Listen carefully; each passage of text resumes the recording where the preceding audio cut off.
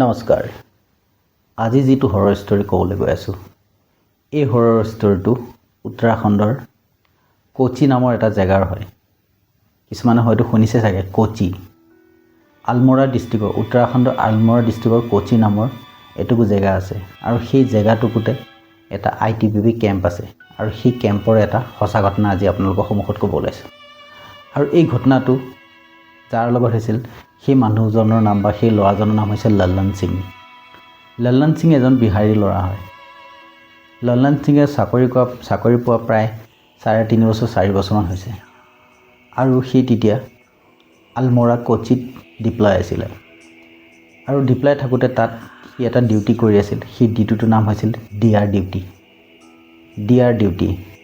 WTDR মানে সি যিবিলাকত ফৌজৰ যিবিলাকত মেছেজ আহে সেই মেছেজবিলাক প্ৰতিটো অফিচাৰ আৰু মেইন ব্ৰাঞ্চবিলাকত যায় মেছেজবিলাক দেখাইছিল আৰু তাত কি ধৰণৰ মেছেজ আছিল, কেনেকুৱা ধৰণৰ মেছেজ আছিল, সেই মেছেজবিলাক লৈ নেক্সট একশ্যনবিলাক কোৱা হৈছিল। এতিয়া আপোনালোকক শুনাওঁ লল্লনৰ লগত কি হৈছিলে। আপোনালোকে সম্পূৰ্ণ কাহিনীটো বা সম্পূৰ্ণ ঘটনাটো শুনিব বুলি আশা ৰাখিলোঁ। মোৰ নাম লল্লন। মোৰ চাকৰি প্ৰায় 3 বছৰমান হৈছে আৰু মই উত্তৰাখণ্ডৰ কোচিত আলমৰা ডিষ্ট্ৰিক্টৰ কোচিত ডিপ্লয় আছিলোঁ। মোৰ লগত এটা এনেকুৱা শিহৰণকাৰী ঘটনা হৈছিলে, সেই ঘটনাটো ভাবিলে আজিও মোৰ গাটো শিয়ৰি উঠে। লল্লনে কৈছিলে কি, মই তেতিয়া WT ৰানাৰ DR ডিউটি কৰি আছিলোঁ। ঠিক যেনে সদায় ডিউটি হয় সেনেকৈ চলি আছিল। সন্ধিয়া সময়ত এলাউন্স হ'ল कि WT का रनर जहाँ कहीं भी हो तुरंत WT ऑफिस में रिपोर्ट करे। एबार शुनिलो आको एबार एलाउंस হ'ল WT का रनर जहाँ कहीं भी हो तुरंत WT ऑफिस में रिपोर्ट करे। मैं भात खाई आছিলোঁ, प्राय 7:30 বাজিছিল। मैं फटाफट ধাৰদিটা শেষ কৰি मैं सीधा যাই অফিসত रिपोर्ट কৰিলোঁ। সুধিলোঁ কি হ'ল ছাৰ, ইমান বেগাবেগি এলাউন্স কৰি মাতিলে যেন। ক'লে এটা ক্ৰেছ মেছেজ আছে, পোষ্টত এনেকৈ কোনোবা এজন ঢুকাইছে, কমাণ্ডেণ্ট অফিচতে আছে, তই যাব লাগে। ছাৰ গাড়ী চাড়ী ব্যৱস্থা কেনেকৈ যাম? য'ত ORS লাইন আছিল, য'ত চিপাহীবিলাক হৈ সেই লাইনৰ পৰা অফিচলৈ প্ৰায় 2.5 কিলোমিটাৰ সিমানে হ'ব। পাহাৰীয়া ৰাস্তা, ইটো ৰাস্তা পে সিটো ৰাস্তা চাবলৈ কাৰণে এপাক ঘূৰিব লগা হয়। এনেকুৱা বেকা বেকি ৰাস্তা, শুকান পাহাৰ, খুব কম গছ গছনি। ক'লে গাড়ী গৰু কোনো নাই, তো খোজকাঢ়ি যায় দেখাব লাগিব মেছেজ। মই ঠিক আছে মানা নকৰি মই ক'লোঁ ছাৰ মোৰতো ভয় লাগে, এনেকৈ তেনেকৈ শুনা পাওঁ কি আমুকত এনেকুৱা কিবা প্ৰেত আত্মা ওলায় বুলি ৰাস্তাত।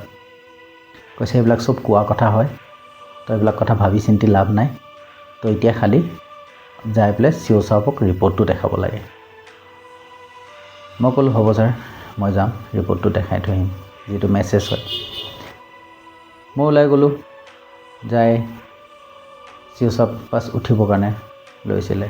মই গ'লোঁ, যাই ক'লোঁ ছাৰ জয় হিন্দ, এনেকৈ তেনেকৈ এটা ক্ৰেছ মেছেজ আছে।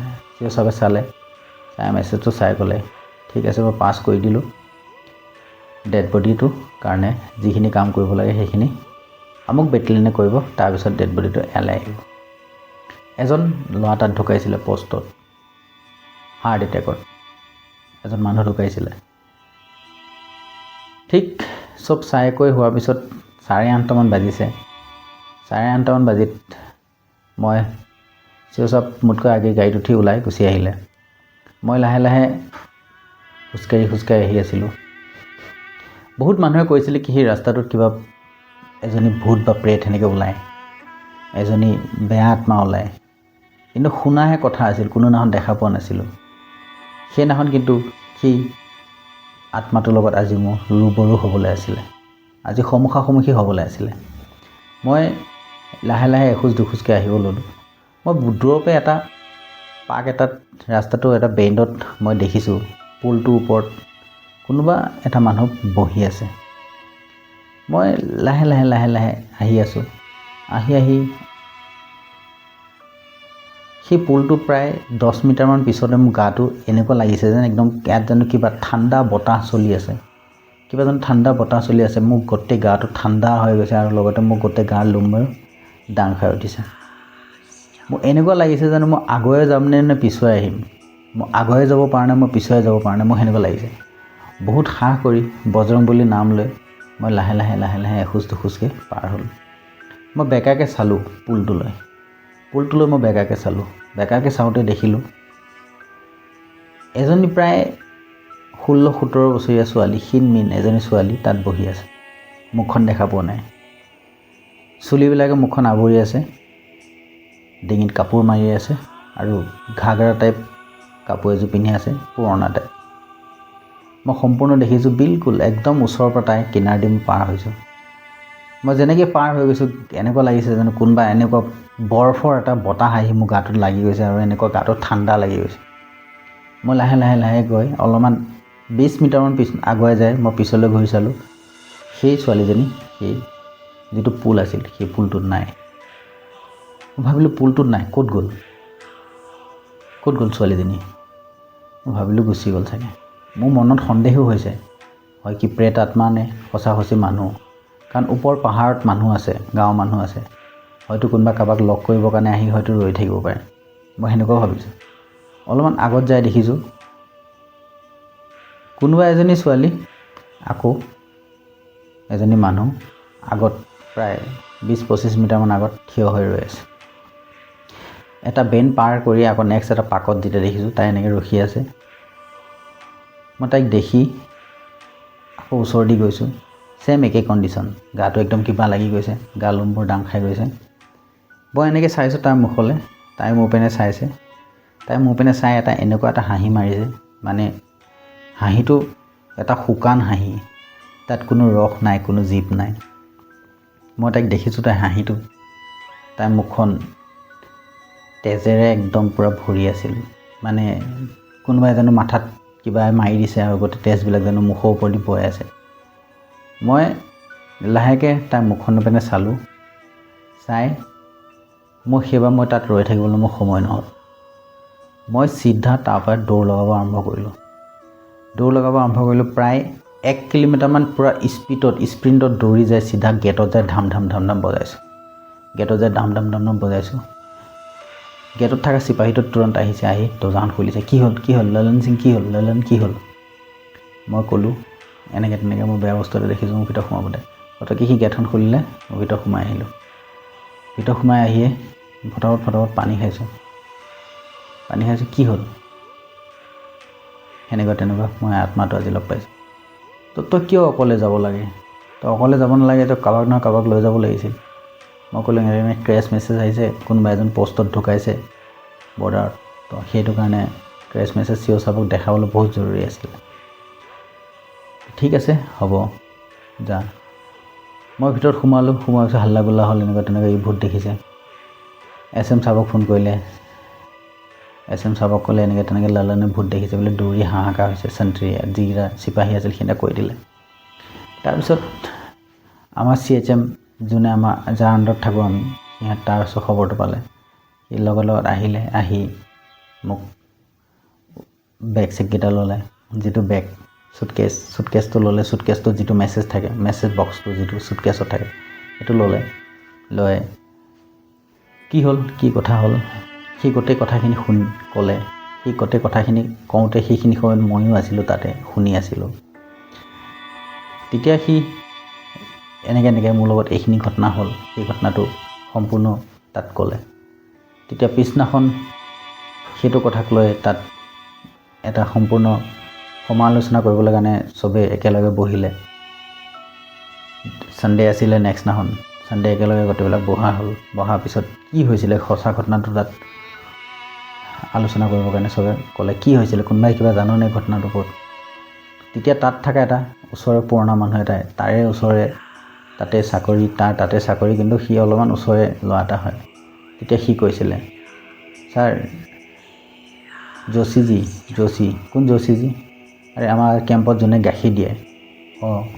তো যোশীজীৰ ফেমিলিটোৰ ওপৰতে এই সম্পূৰ্ণ ঘটনাটো হয়। তো ক'লে কি ঘটনা হয়, সম্পূৰ্ণ কি ঘটনা হয় যোশীজীৰ এই ফেমিলিটো। তো তেতিয়া ক'লে যোশীজী এজনী ছোৱালী আছিলে, প্ৰায় 15-16 বছৰমান বয়স হ'ব। আৰু সেই ছোৱালীজনী এই পাহাৰৰ ওপৰতে ঘাঁহ কাটি ইপিনে সিপিনে ঘূৰি ফুৰে।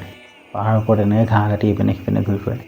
এদিন সেনেকৈ পাহাৰৰ ওপৰতে ঘাঁহ কাটি পেলাই ঘাঁহৰ বোজা মূৰত লৈ পেলাই গৈ থাকোঁতে ছোৱালীজনী, অৰ্থাৎ বৰষুণ পৰি আছিলে, আজিৰ পৰা প্ৰায় 2-2.5 বছৰমান আগৰ কথা। তেতিয়া ইয়াত কেম্পটো বনোৱাই নাছিলে। কি হ'ল, তো তেতিয়া সেই ছোৱালীজনী ঘাঁহৰ বোজাটোৰ সৈতে বাগৰি আহিলে, পিছল খাই বাগৰি আহি তাত এটা শিলৰ ওপৰতে পৰি পেলাই তাই ঢুকাই গ'ল। আৰু তেতিয়াৰ পৰাই সেই পুলটোত প্ৰায় মানুহে তাইক লগ পাইছিল, যোনে ৰাতি আহে। তো সেইকাৰণে সেই ৰাস্তাটোদি কোনো নাহে ছাৰ, শ্বৰ্টকাট আহে। নদী কিনাৰৰ যিটো ৰাস্তা আছে সেই ৰাস্তাটোদি শ্বৰ্টকাট আহে। তো ৰাতি হ'লেও, দিনত কোনোবা গাড়ী লৈ গ'লে গৈছে, কিন্তু ৰাতি প্ৰায় মানুহে শ্বৰ্টকাটে আহে, সেইখিনি জেগা দি নাযায়, সেই ৰাস্তাখিনি দি নাযায়। প্ৰায় মানুহে শ্বৰ্টকাটে আহে ৰাতি, পুলত আমাৰ কেম্পৰ তলদি নামি দি সেই ৰাস্তাখন মাজতে এৰি একদম চিধা সিফালে পাৰ হয়। হয়। তো যোশীজী তাত আছিলে কেম্পত, গাখীৰ দিবলৈ কাৰণে আহি সিও আছিলে, প্ৰায় 11টামান বাজি আছিলে সেইখিনি সময়ত। जोशीক मातिले। जोशी आप इधर आइए। बोला क्या हुआ था, आप सच बताइए। बोला साहब जी ऐसा बात है, मेरा बेटी ऊपर से घास लाते समय गिर गया था और सिर पे चोट लगने की वजह से वहीं पे उसका जान चला गया था। आप लोगों ने अंतिम संस्कार वगैरह किया? बोला हाँ किया, लेकिन बच्ची का उम्र नहीं हुआ था मरने का, मर गया था। उसकी वजह से आज भी लोग बोलते हैं कि वहाँ पे आत्मा घूमता रहता है। সম্পূৰ্ণ কথাখিনি তাত এনেকৈ কোৱা হ'ল। কোৱাৰ পিছত সেই ৰাস্তাটোত নাইটৰ কাৰণে আউট অফ বন কৰি দিলে আমাৰ কেম্পৰ ফালৰ পৰা। নাইটত যাতে কোনো ধৰণৰ ফৌজি, আমাৰ কেম্পৰ ফৌজি সেইপিনে নাযায়, গ'লেও কমচে কম 4-5টা একেলগে যায়, সেইটো এটা ব্যৱস্থা কৰি দিয়া গৈছিলে। আৰু এটা সম্পূৰ্ণ সঁচা ঘটনা, ললন সিং নামৰ ল'ৰাটোৰ লগত হোৱা এটা সম্পূৰ্ণ সঁচা ঘটনা হয়।